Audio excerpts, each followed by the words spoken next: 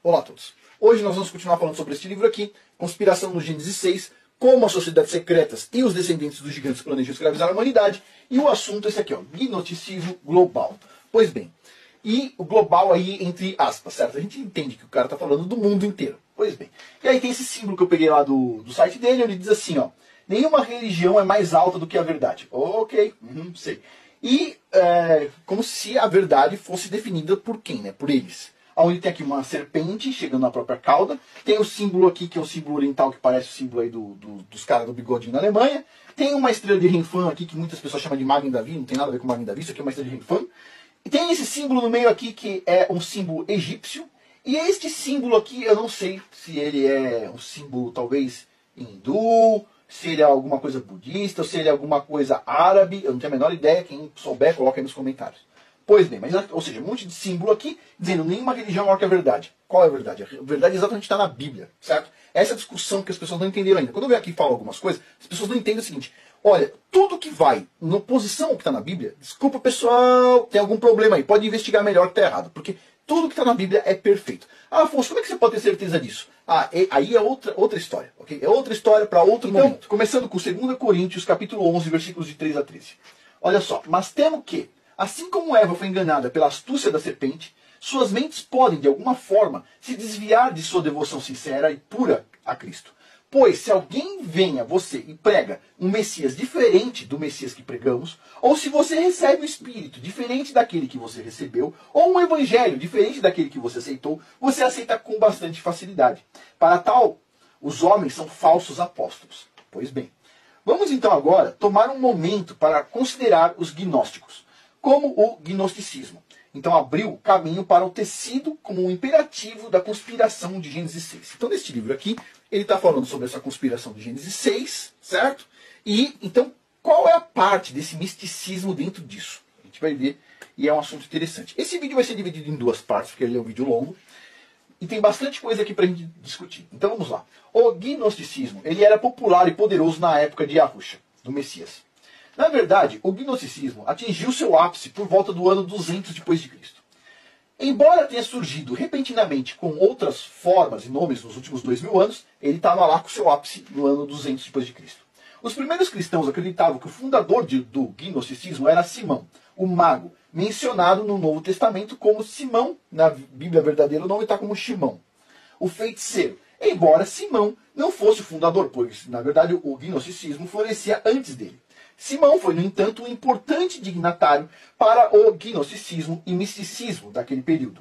A Escritura o vê como o primeiro herege e o feiticeiro de Samaria que surpreendeu as pessoas com sua magia. Pois bem, ele se gabou de ser alguém ótimo, né?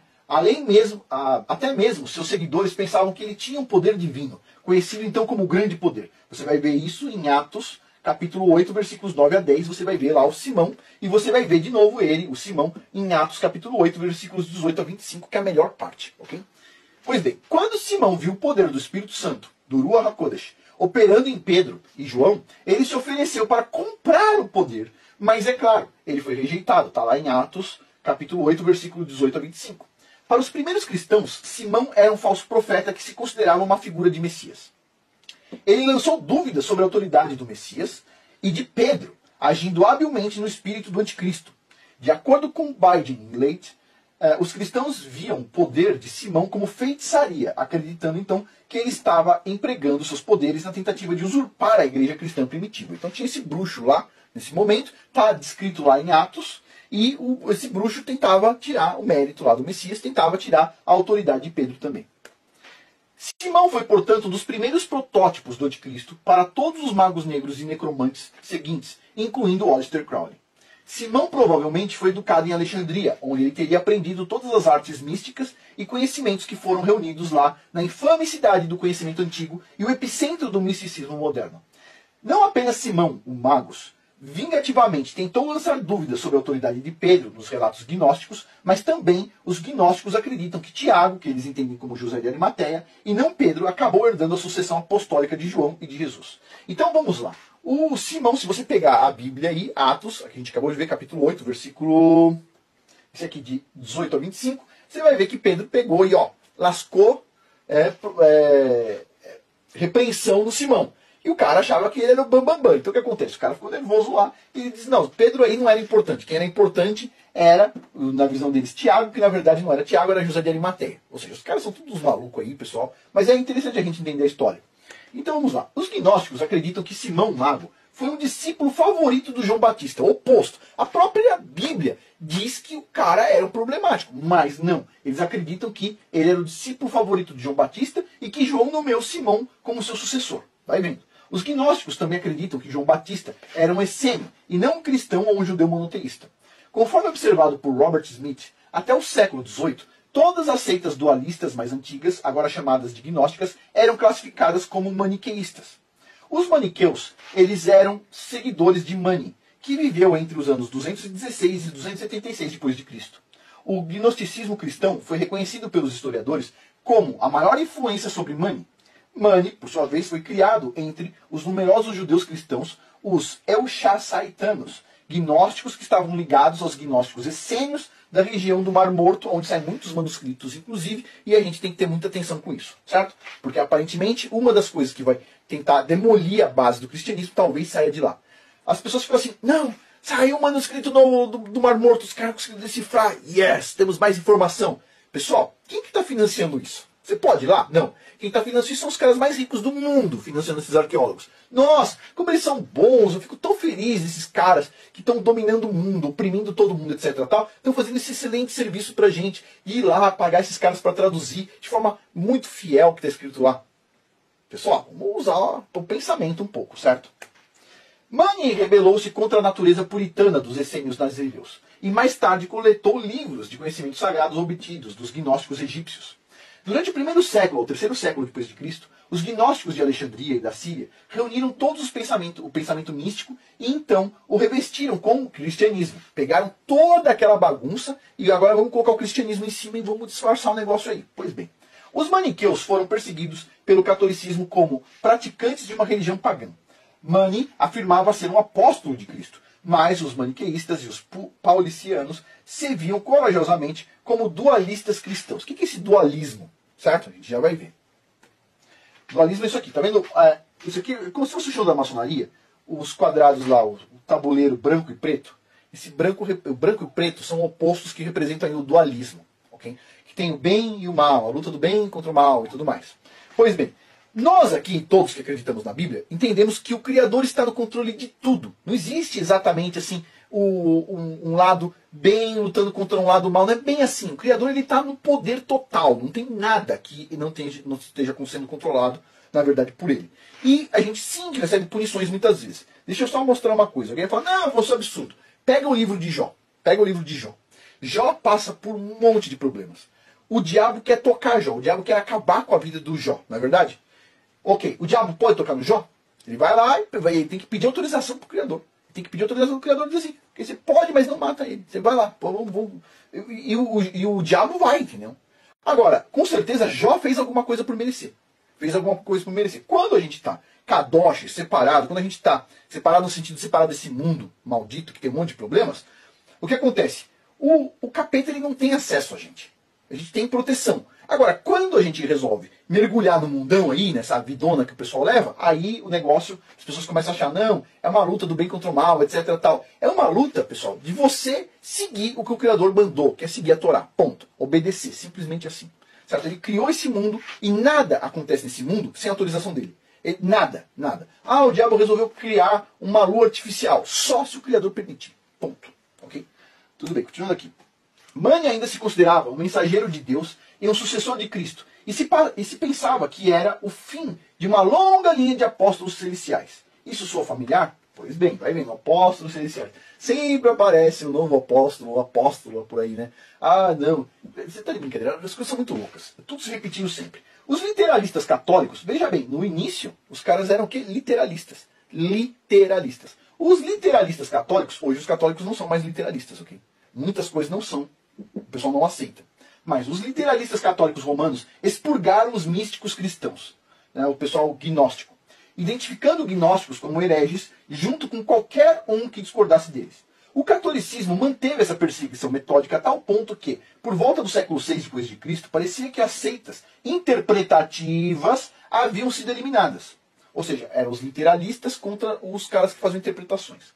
Evidentemente, as únicas seitas sobreviventes da abordagem alegórica comungavam em diminutos enclaves entre os maniqueus, messalinianos e paulicianos. Agora vamos lá, vamos a um ponto aqui. Alguém vai falar o seguinte: Afonso, então parece aí que o autor desse livro aqui, ele apoia até que a Igreja Católica. Vamos lá, o autor desse livro, para quem está acompanhando todos os capítulos que a gente está discutindo aí, está na playlist Gênesis 6, ou Conspiração de Gênesis 6, ele fala que a Igreja Católica, no final dos tempos, é a grande prostituta, certo? Que se vendeu. Mas, aqui, nesse momento aqui, ele simplesmente vai contando a história. Ou seja, tudo tem coisas positivas e negativas de vez em quando, mas no final dos tempos a gente sabe quem se vendeu, certo? E as pessoas falam o seguinte: ah, sim, a igreja se vendeu, mas eu continuo indo porque tá tudo certo. As portas do inferno não sobrevivem sobre a igreja, etc. Tal. Pessoal, primeira coisa, não existe a palavra igreja na Bíblia. Ponto. Existe a palavra assembleia. E o templo que as pessoas tanto falam, não é o templo lá, no meu ponto de vista, não é o templo lá de Jerusalém ou qualquer outro templo. O templo é a gente. Porque também está na Bíblia. Tem pedaços que dizem: o templo somos nós somos o templo. Nós temos que estar Kadosh. Ok? Nós. Pois bem. Mas vamos lá. Os cátaros acreditavam que os expurgos genocidas feitos contra os gnósticos cristãos do 4º ao 6º séculos forçaram a verdadeira igreja à clandestinidade, junto com interpretações alegóricas das escrituras, e que isso então despertou com um novo senso de exuberância no século X entre os bogomilos. A maçonaria acredita que é o atual fornecedor, ou atual fornecedora subterrânea do dogma maniqueísta e cátaro ao mundo. Os maniqueus, então, eles eram uma religião dualista palpável, do bem contra o mal, construída sobre a antiga religião egípcia, junto com várias versões do misticismo asiático e do Oriente Médio, filosofia grega, interpretações alternativas do cristianismo, que é o cristianismo místico, e do judaísmo. Okay. O maniqueísmo era o gnosticismo, de acordo com Bauval, a principal religião rival da hegemonia católica romana. Mani acreditava fanaticamente que era a continuação de uma linhagem de profetas e iluministas que começou com Adão, mas também incluía, na visão desse cara, Buda, Zoroastro ou Zaratustra, e também incluía, junto com Buda, no mesmo nível, o cara pensava que estava o Messias e a Ruxa, certo? Ele acreditava que eles, na verdade, eram mensageiros da religião verdadeira e universal, que um dia substituiria todas as outras. Os maniqueus consideravam Hermes igual a Zaratustra, Platão, Buda e a Ruxa. Olha o nível dos caras, até Platão, isso não é de brincadeira.